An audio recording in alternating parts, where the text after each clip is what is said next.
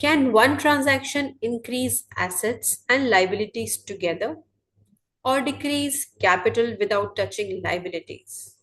In the next few minutes, you will learn the secret pattern behind the accounting equation questions. Hello champs, कैसे हैं आप सब? मैं आशा करती हूँ आप बहुत ही स्वस्थ और मस्त होंगे। तो बच्चों, आज की वीडियो है with regard to the type 3 questions in accounting equation, which is called example based questions. आइए शुरू करते हैं। बच्चों, इसके लिए again, as we are following the accounting equation, we have to be well versed with the equation and we should be able to understand it thoroughly. Okay, so accounting equation is assets is equal to liabilities plus capital. तो बच्चों देखते हैं कि हम examples को identify कर पाते हैं या नहीं। आप सोचिए जरा, अगर मैं आपसे कहूं कि मुझे एक ऐसी ट्रांजैक्शन बताइए जिससे एसेट भी इंक्रीज हो और लाइबिलिटी भी इंक्रीज हो, तो क्या आप बता सकते हैं? सोचिए सोचिए। Example number 1, you have to give me a transaction that shows increase in asset and increase in liability as well.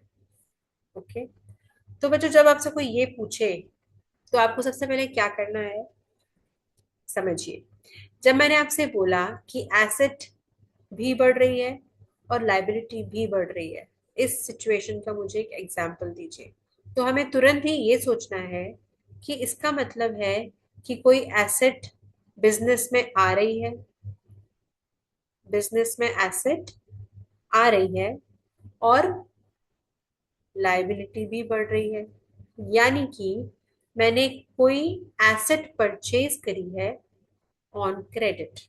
तो सोचिए, जब मैंने एसेट परचेज करी तो बिजनेस में एसेट का आना हुआ, और क्योंकि मैंने उसको क्रेडिट पे परचेज किया है तो मेरी लाइबिलिटी भी बढ़ गई। क्लियर?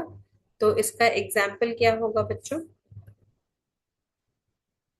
एसेट, कोई भी एसेट चुन लीजिए। Suppose I am selecting machinery, तो मेरी ट्रांजैक्शन हो सकती है मशीनरी परचेज्ड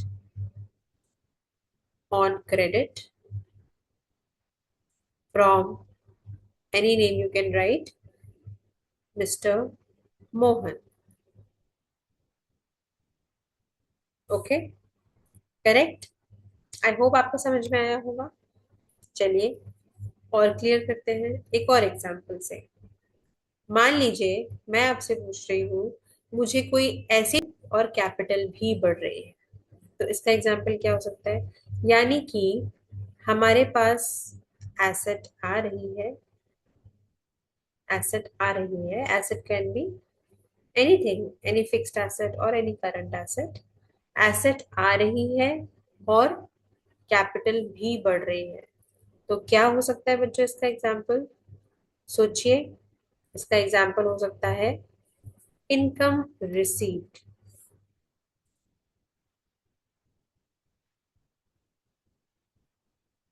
ओके, तो जब इनकम रिसीव कर रहे हैं हम, तो हमारा कौन सी एसेट बढ़ रही है? कैश बढ़ रहा है। और क्योंकि हमारी इनकम हुई है तो income is increasing the capital. दोनों के दोनों बढ़ रहे हैं, कैश बढ़ रहा है यानी एसेट बढ़ रही है, और इनकम आ रही है यानी कैपिटल बढ़ रहा है। आई होप आपको क्लियर हुआ होगा। चलिए अब एक और एग्जाम्पल से क्लियर करते हैं। एग्जाम्पल नंबर 3,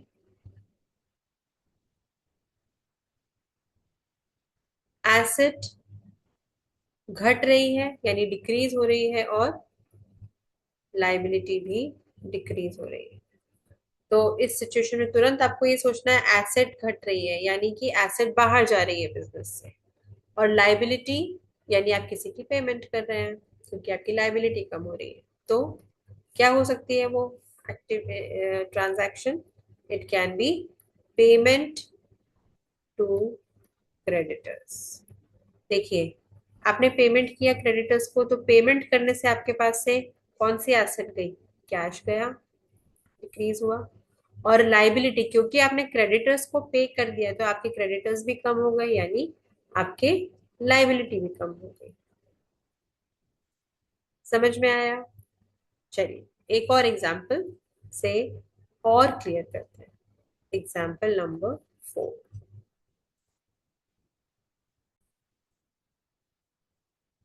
अब बताइए, एक ऐसी ट्रांजैक्शन जिसमें एसेट बढ़ रही है और एसेट ही कम भी हो रही है, यानी एसेट बढ़ भी रही है और कम भी हो रही है। यानी बढ़ रही है इसका मतलब हमने एसेट खरीदी तो एसेट बढ़ी, और एसेट कम हो रही है यानी हमने उसके रिटर्न में कोई एसेट दी, यानी कि हमारे बिजनेस से बाहर गई।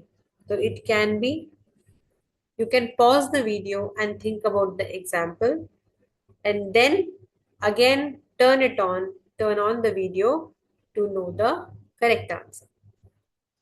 तो बच्चों सही जवाब हो सकता है हमारा, it can be any transaction, but to be precise it can be purchase of machinery for cash. देखिए इसमें क्या हो रहा है, आपने मशीनरी परचेज करी जो कि आपकी एसेट है, तो बिजनेस में वो आई और बिजनेस में एसेट बढ़ी। लेकिन एट द सेम टाइम आपने पेमेंट किससे करी? कैश से।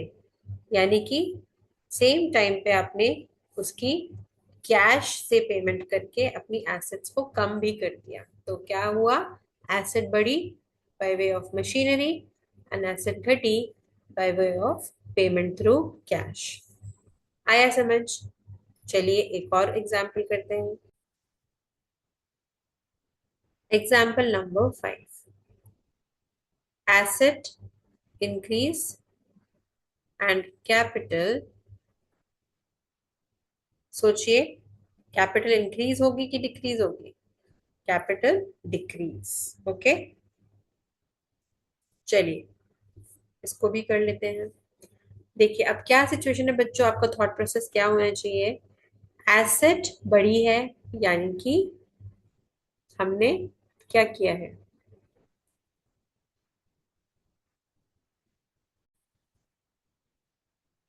तो बच्चों एग्जाम्पल नंबर 5 है decrease in asset and decrease in capital.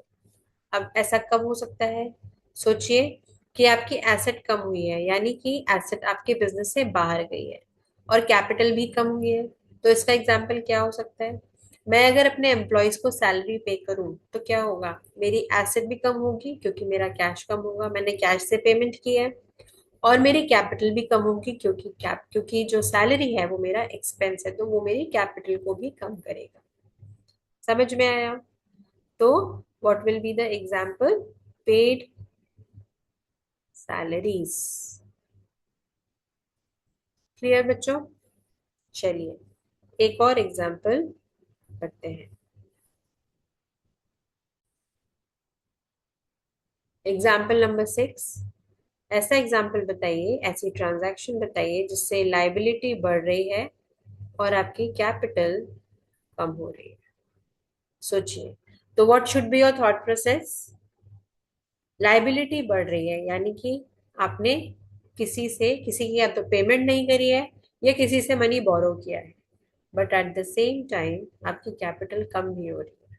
ठीक है, तो इसका एग्जाम्पल बच्चों हो सकता है लाइबिलिटी बढ़ रही है यानी कि outstanding expense. Okay, outstanding expense होने से क्या होगा बच्चों? आउटस्टैंडिंग है, अभी पे नहीं हुआ है, यानी मेरी लाइबिलिटी है, लाइबिलिटी बढ़ी है। बट क्योंकि ये एक्सपेंस उस सेम ईयर को बिलोंग करता है, आउटस्टैंडिंग है that is another story. But क्योंकि वो उसी साल को बिलोंग करता है तो वो कैपिटल को भी, एक्सपेंस कैपिटल को रिड्यूस करता है, डिक्रीज करता है। Okay, so this is an example outstanding expense जो मेरी लायबिलिटी को बढ़ा रहा है और कैपिटल को कम कर रहा है। आई होप आपको क्लियर हुआ होगा।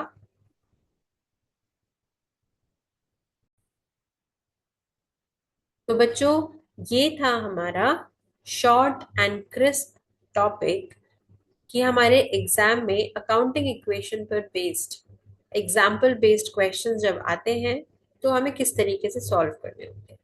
हमें क्या करना है बच्चों, जो सिचुएशन हमें दी रहेगी उस सिचुएशन को एनालाइज करके हमारे को अंदर स्टोरी फॉर्म करनी है। जैसे आपने देखा था asset, increase in asset and increase in liability, तो हमने क्या मन में स्टोरी बनाई कि जब एसेट इंक्रीज हुई यानी हमने एसेट खरीदी है, और लाइबिलिटी इंक्रीज हो रही है यानी हमने क्रेडिट पे खरीदी है। तो हमारी एग्जाम्पल क्या बना, you can take any fixed asset, machinery purchase on credit from mister Mohan. तो लाइबिलिटी बढ़ी क्योंकि क्रेडिट ट्रांजैक्शन है, और मशीनरी खरीदी इसलिए एसेट बढ़ी। इसी तरीके से आपको हर सिचुएशन को एनालाइज करना है और एग्जाम्पल को फ्रेम करना है और एक ट्रांजैक्शन देनी है। आई होप कि ये आपको वीडियो अच्छी लगी होगी, आपके लिए यूजफुल रही होगी।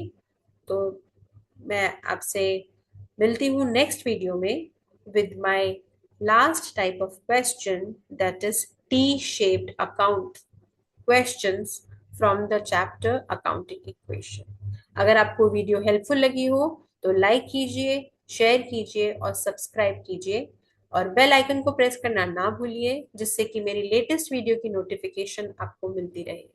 मिलती हूँ मैं आपसे नेक्स्ट वीडियो में, तब तक के लिए बाय बाय। और बच्चों, एक और रिक्वेस्ट है आपसे, आप वीडियो वॉच तो करते हैं बट सब्सक्राइब नहीं करते हैं, तो please support my channel so that it can reach to the masses. Thanks for watching. See you in the next video. Bye bye and take care.